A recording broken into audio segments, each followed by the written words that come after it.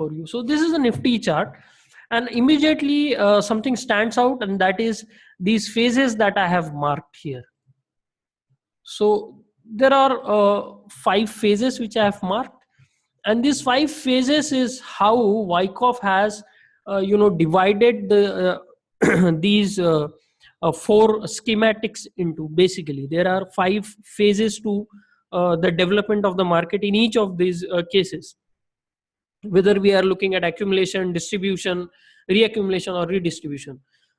And what I do is I don't try to straight away look at the bigger picture and come to a conclusion as to what is happening. I like to go phase by phase and see what the behaviors and characteristics of each phase, if they are visible or not, and then I try to form a conclusion or opinion about the market. So let's start with phase A. I have given the detailed explanations of these phases in the in this blog post. Let me first clear all this. Yeah, so for a reaccumulation phase, I have described all the phases. I cannot include everything here because it's a vast subject, but for reaccumulation, I have described the phases in brief. But we'll look at it on the chart directly. So phase A is usually, in case of a reaccumulation, we basically are in an uptrend, and then we see signs of supply coming in, and then probably you will see a nice buying climax, which confirms that you are in a phase A. So phase A sees signs of supply coming in. So what is happening here? This was the 2008 fall, but before that we were in a nice uptrend. After this fall, the uptrend resumed. We come back and we see prices moving sideways. And as soon as we see that, what it means is that there was some demand, and now that demand is being matched by selling, just as we see it on a profile chart. Here the volume profile charts also shows the same. So this is a sign of primary supply coming in. A nice uptrend basically halting for a while, but the momentum traders, they are not going to give up, so they just end up buying all the pullbacks, and then we see a nice spike higher, a sharp up move, which usually is a sign of a blowout, as you call it. So this is the buying climax. Basically laggards are thinking now that we are going to get this up move continuing forever, and they just go on buying and buying, and that is where we get our first sign of a possible end to this uptrend, and we might start moving sideways, forming all the later phases.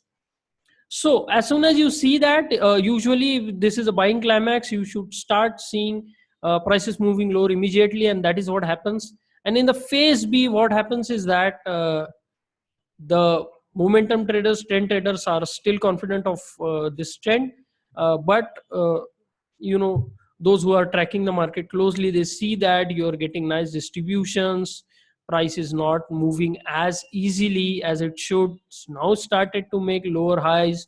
So we might be in a phase B where basically the buyers and sellers, they figure out who is stronger than whom, and then what exactly is likely to happen in coming days. So in phase B, basically the buyers and sellers, they figure out who is the stronger one, and then what happens is we enter the phase C.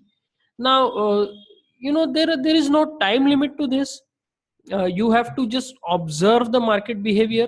So in phase B, basically there is no clear direction to the market. So here we had a nice up move, here we basically are moving sideways. So both these months both these years had overlapping value areas. So that immediately tells us that we are basically in a sideways move. Both buyers and sellers are trying to figure out what is happening. Then we come to phase C.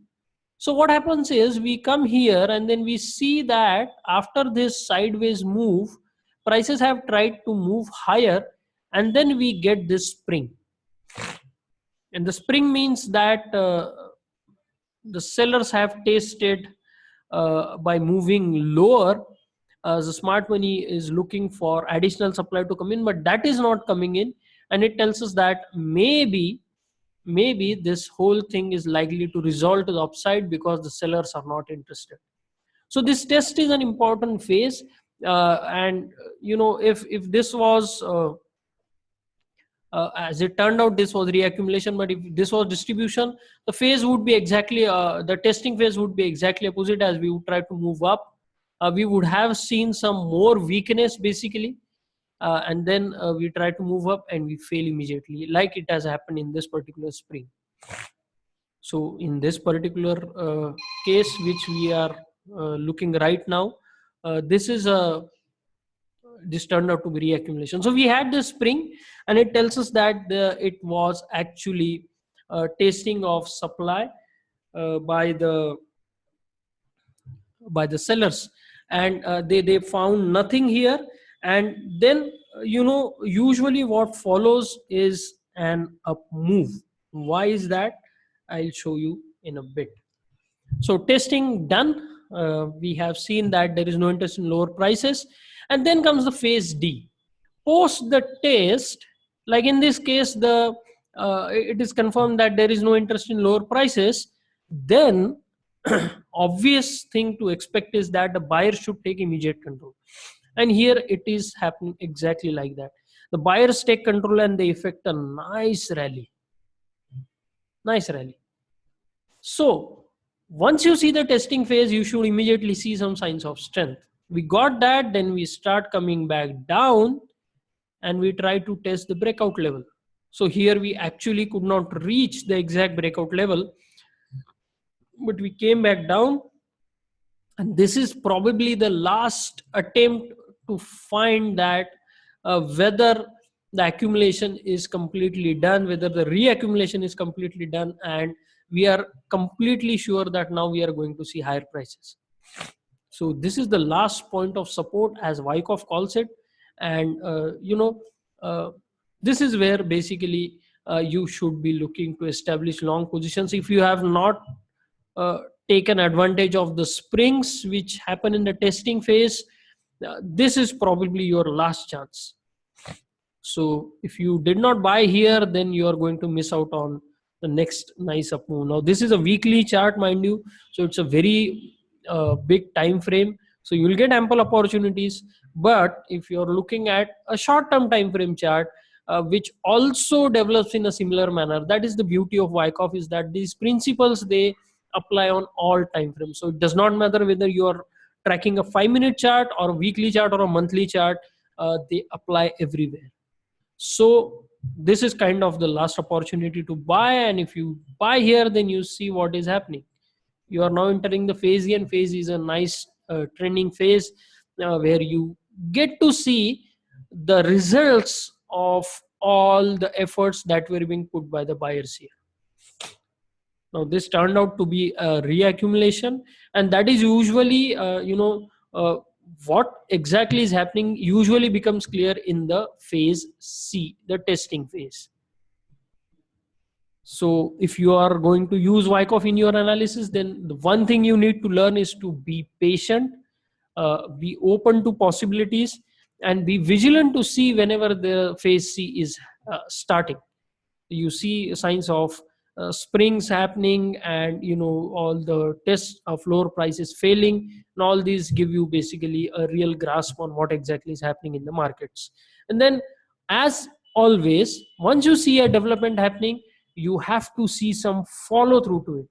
So unless and until you get nice follow through to the development, it does not confirm what your analysis is telling you. And in such cases, it's better to avoid. So here you have a spring, but then you get a breakout, a multi-year breakout, 2008 top, and I don't know what is this. This is like 2010 top, and then 13. So these multi-year clustered highs were taken out in 2014, and that is the follow through which we were looking for. So you can buy here, get a nice up move out of it. Then we come back down to the last point of support, and that is another opportunity to buy. And then the real trend begins. So that is how I analyze markets using Wyckoff market cycle schematics. So that is how I use Wyckoff market cycle schematics. Now I'm not going to give you a target or something like that here. I don't understand all those things. So obviously we are in phase E, so we are going to see some good higher prices, the trend continuing. but then you can drop down time frames and start looking at counter signs to the trend and see if the trend is weakening or not, but that is for another time. Let me just quickly go through the bank nifty example here of the same Wyckoff market cycle schematic. Again, the 5 phases I have marked here. So what we see, again, the prices moving higher, the trend continuing. We see some signs of supply. Then we see a nice buying climax. As soon as the buying climax is over, we see lower prices. So that confirms the buying climax. Now the phase B starts. We see up and down movements, and then by the time phase C starts, how actually you see this phase starting is that we now if this is reaccumulation phase, will start moving higher, and and then you see a sharp move. The testing phase usually has sharp moves, and the reason for that is if the prices are gradually moving higher or lower, people tend to procrastinate. But if the prices are moving extremely sharply, people tend to jump onto the opportunities, and that is what the smart money is wanting to test basically. So they bought in this whole consolidation phase, they have accumulations from lower levels, and now what they do is they mark down the prices sharply, and they what they want to see is whether the panic sets into the markets. So if the panic sets in, they will come back and support the prices, and they'll have to do all this absorption, this sideways move of phase B all over again uh, before they are really sure whether they have absorbed all the supply, accumulator, all that is on offer. So they do this testing, and it's usually sharp. So if you see a sharp counter trend move, then you have to be open to testing possibilities. That is exactly what happened here. We tested for supply. Despite this sharp down move, you can see that this swing low was not taken out. This primary supply zone where the buyers again bought and continued, this was also not taken out. So in all, basically it tells us that still buyers may be in control, and this was just a testing phase. Now as soon as the testing was over, what we want to see is a sign of strength. We move higher, but that could just turn out to be a pullback. But if this was a pullback, we should have seen continuation to the downside. But what we see is we come back down a bit and then again take out the high of the pullback. So the pullback, as soon as it was taken out, it's almost confirmed that we are seeing some display of strength, and this in fact was phase C, and now the phase D has begun, and see how nicely it moves higher. It takes again, gives us a multi-year breakout, goes higher, it comes back down, and this time on bank nifty I think it tags the, yes, you can see his, let me mark it properly. This is the breakout level, and see how nicely they have come back down to test that, and then again they resume the uptrend.